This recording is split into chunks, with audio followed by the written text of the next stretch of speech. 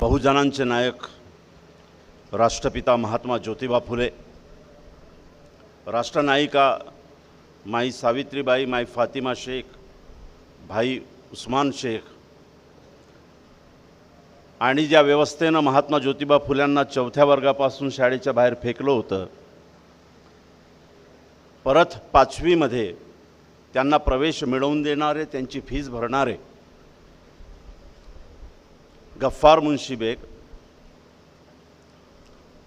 कायद्यानेच हक्क मिळू शकतो, समानता हा फक्त शब्द आहे, पण त्या समानतेचा व्यावहारिक अर्थ देणारा कायदा नसेल तर समानता अस्तित्वात येत नाही, हे ज्यांनी ओळखलं आणि या देशामध्ये पहिल्यांदा समस्त मागासवर्गीयांना धर्म आडवं न येऊ देता मागास ही परिभाषा केंद्रस्थानी मानून पहिल्यांदा आरक्षणाची निर्मिती केली, ते छत्रपती शाहू महाराज.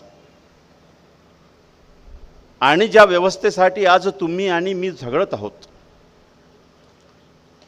जी व्यवस्था तुमचं आणि माझा श्वास आहे,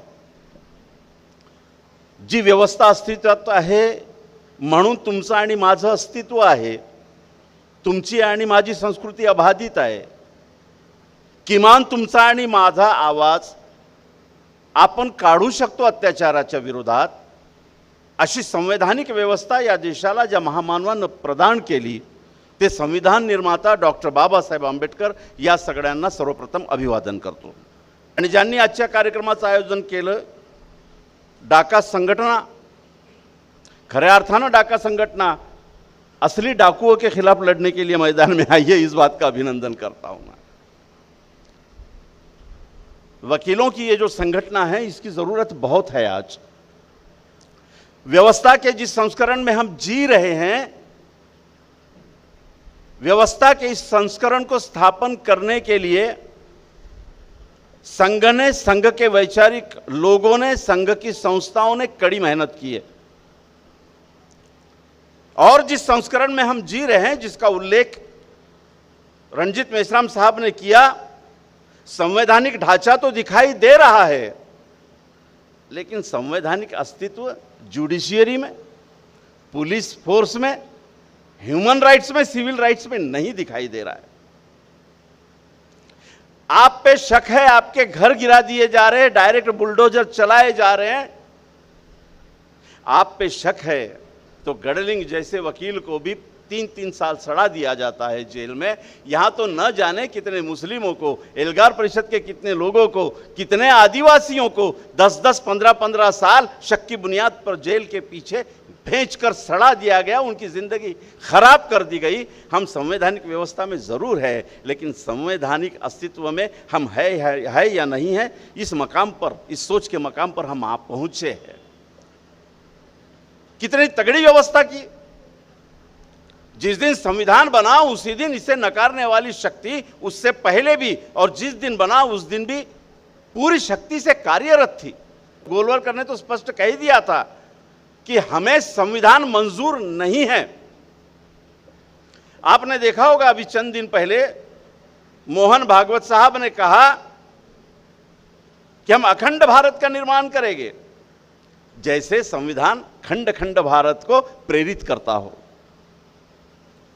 उनकी मंशा डॉक्टर बाबा साहब आंबेडकर, महात्मा ज्योतिबा फुले, छत्रपति शाहू महाराज, इनके सांस्कृतिक मूल्य, इनके वैचारिक मूल्य, हमारे सामाजिक महापुरुषों के वैचारिक मूल्य, राष्ट्रसंत तुकडोजी महाराज के वैचारिक मूल्य, संत गाडगे महाराज के वैचारिक मूल्य, इन मूल्यों को नागरिकता के प्राथमिक मूल्य बनाकर डॉक्टर बाबा साहब आंबेडकर जी ने जिस संविधान की रचना की है, उसे निरस्त करना है. और इसमें काफ़ी हद तक वे कामयाब हुए हैं. इस गंभीरता को वकीलों की इस संगठन ने समझना चाहिए. जो संविधान में या प्रजातंत्र के कानून की किताब में नहीं है, ऐसी एक प्रतिव्यवस्था खड़ी कर दी गई. कल मैं योगी का भाषण सुन रहा था, इत्तेफाक से कल मैं मुंबई में था. जावेद अख्तर साहब के साथ में अपनी मुंबई की एक नेहा गुड़घाटी कवयित्री है, उनका हिंदी का काव्य संग्रह आया, जावेद अख्तर साहब ने उसे प्रकाशित किया, उन्हीं ने प्रस्तावना दी, मेरा जाना जरूरी था और आज सुबह इन लोगों ने मुझे प्लेन की टिकट निकाल के दी, इसलिए मैं इस कार्यक्रम में पहुंचा, वरना मेरी रात की ट्रेन थी तो मैं कल पहुंचता था।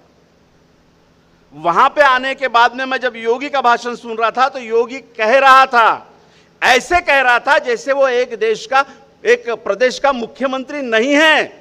वो ये कह रहा था इस स्टाइल में कि वो उस प्रदेश का सरंजाम है, वो उस प्रदेश का राजा है।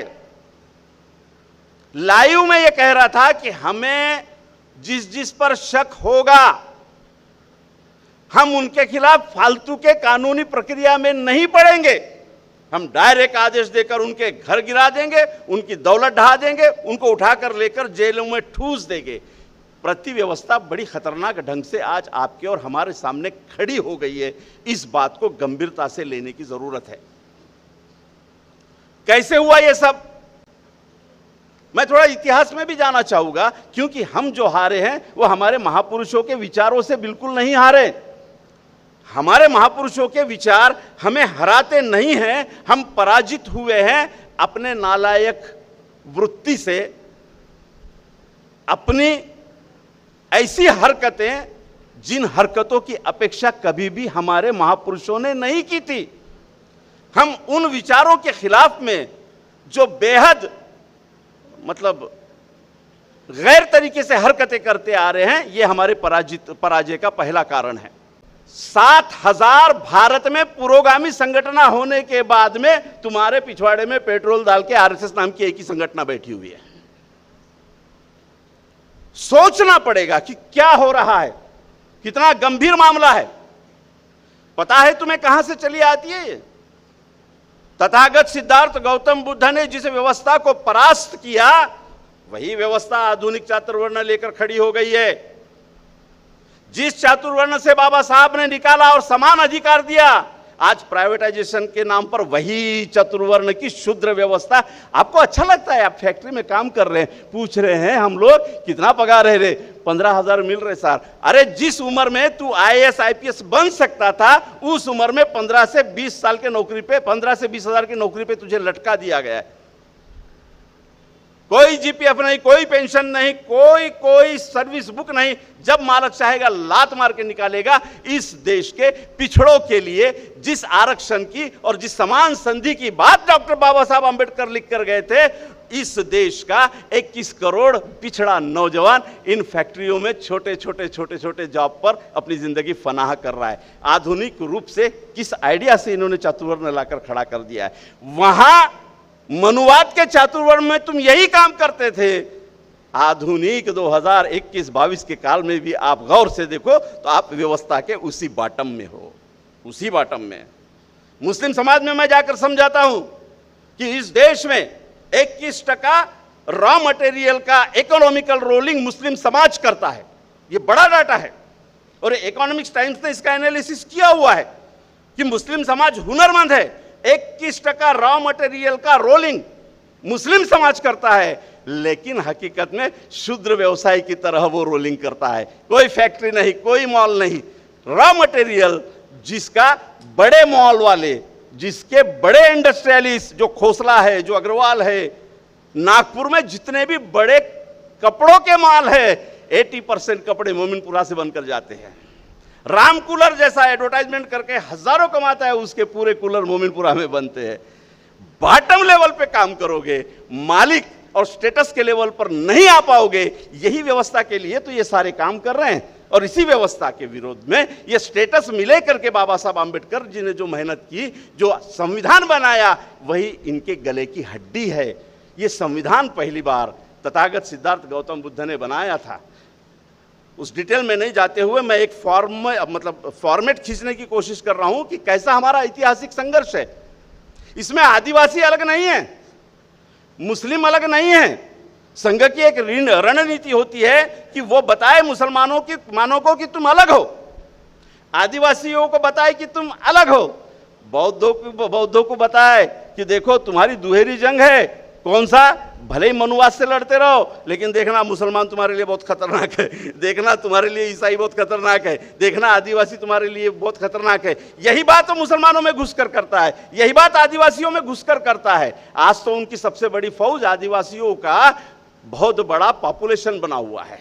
उत्तर प्रदेश में जितने भी हमले हुए हैं मुसलमानों पे, बौद्धों पे, ये करने वाले बहुतांश ही आदिवासी लोग ही हैं, क्योंकि उन्होंने पिछले 50 सालों से आदिवासियों में घुसकर संघ ने क्लासेस चलाए हैं। उन्हें बताया है कि आप हनुमान के वारस कैसे हो, उन्हें बताया है कि राम राज्य अगर लाना है तो तुम्हें कितना स्टेटस मिलेगा, क्योंकि हनुमान बहुत बड़े राम राज्य के अधिपति हो गए। हम बताने में नाकामयाब रहे कि फुले अंबेडकर तुम्हारे जीवन में आने के बाद में क्या तुम्हारा स्टेटस होगा। हम नाकामयाब रहे काफी जगह, हम इसको कबूल करते हैं, लेकिन फिर भी जब लड़ाई आमने सामने है तो सोचना पड़ेगा, बताना पड़ेगा। यह आधुनिक चतुर्वर्ण जिस तरह से उन्होंने लाया है, इस ढंग को बड़े आसानी से आप सोचिए। लेटरल एंट्री के बारे में साहब ने कहा 318 लोगों की आईएएस के पोस्ट पे नियुक्ति कर दी गई है, सेक्रेटरीट के पोस्ट पे नियुक्ति कर दी गई है। कौन सी व्यवस्था ला रहे हैं लोग? आप समझ रहे हैं किस व्यवस्था को संभाल रहे हैं? ब्राह्मणवाद का, मनुवाद का एक उद्देश्य रहा है हर काल में, हर समय में, वो संस्थाओं को सबसे पहले अपने कब्जे में लेता है, और संस्थाओं को कब्जे में लेने के पहले वर्तमान या तत्कालीन या उस समय के व्यवस्था में जिनका प्रभाव होता है, उन विचारों को, उन महापुरुषों के प्रभाव को कम करते चले जाता है।